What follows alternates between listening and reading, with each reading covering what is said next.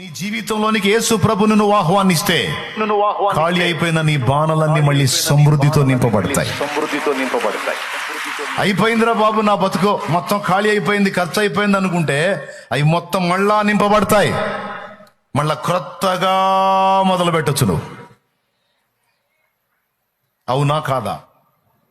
క్లియర్గా కనపడుతుంది అక్కడ. నేను అదే ప్రశ్న వేసుకున్నా, ఏ ప్రభా మళ్ళీ 6 రాతి బాణాలను నింపకపోతే ఏదో ఒక 5 లీటర్లు చేయొచ్చు గయా అంటే, నా ప్రభు నాకు చెప్పింది ఏంటంటే, వారు నన్ను ఆహ్వానించారు, నేను వారి పెళ్లిలోకే కాదు వాళ్ళ జీవితాల్లోనికి వచ్చినా కూడా ఇంతే ఉంటది.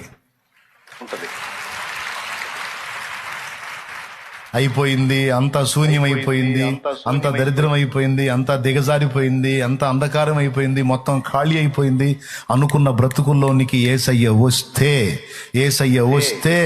చెప్ప ఏం జరిగితే సమృద్ధితో నింపబడింది.